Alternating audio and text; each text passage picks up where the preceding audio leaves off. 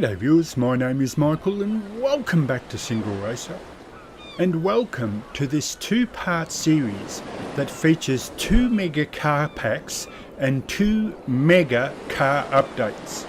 And now the car pack in the second video will be more well known because it's been covered by a few other channels already, and being a more amateur channel it's going to take me a while to get these 2 videos out. But in this car pack you might not be so familiar with this group of cars. And that is because every single one of these cars is an Australian design, all under the banner, as you can see in the top left hand corner, called the Australian Vintage Race Pack by Uncle M. And so given that the video itself will probably be played more by people in the USA, in Canada, in Germany and many other places around the world, I thought I'd just do a very quick description of each car's name and just show you each car just before we go racing. And so the Australian Vintage Race Pack has been updated to version 1.2 with tweaks across the board, generally with each car, and here are some of the details here that you can find on Uncle M's own personal channel. And now there are 6 cars in total that make up the full race pack, but there used to be 7, and Uncle M in his wisdom chose to drop off one of the cars out of the pack because it wasn't quite a fit, and I tended to agree, but I'll show you all 7 cars anyway, starting off with this one, the Ford Falcon XA 1972. Now the second car in this group is called the Ford Falcon XY from 1971, and this is considered a legend car, probably the pinnacle for Ford in its day. But what's astounding about this group of cars, and Uncle M has done a fantastic job here, is they're all legend cars in their own way. They all had a special place in the Australian culture and history of Australian cars.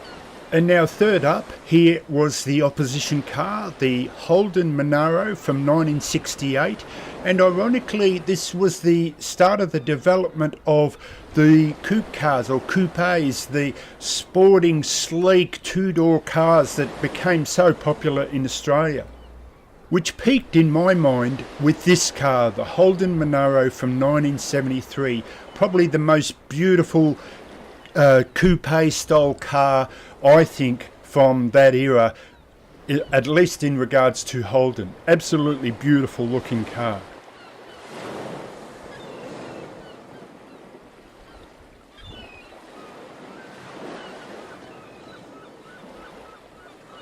But then we had a change with this car here, the Holden Tirana from 1977. The other cars were getting too big and too powerful, and the government even was stepping in saying that these cars have too much power for young P-platers to drive and were becoming very dangerous. But the only thing that baffled me just slightly was the fact that in this modern day, Holden and Ford both kind of made the mistake of expecting everyone to drive a big heavy car forever virtually, and so never had the forethought to have smaller, more nimble cars, which is eventually what everyone went to, or the big families just migrated to SUVs. But I always wondered if they could have brought back a modern version of the Tirana. Would that have helped them out if they had have brought that car out again as the fuel crisis sort of deepened?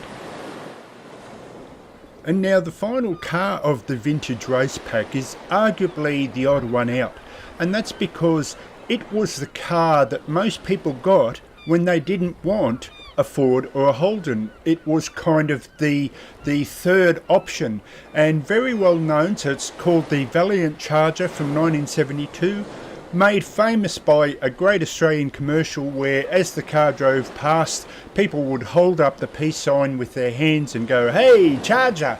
And that was the well-known commercial that was around at that time.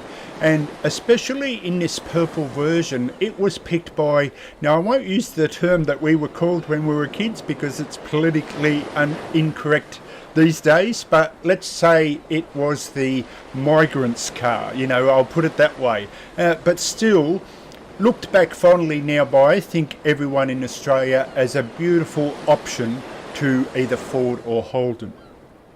And now we come to the final car that's technically not part of the vintage race pack. So if you download the race pack, you can, if you want, download this car separately, and you just I'll have a link in the description, of course, but you can go to Uncle M's website and download it separately there.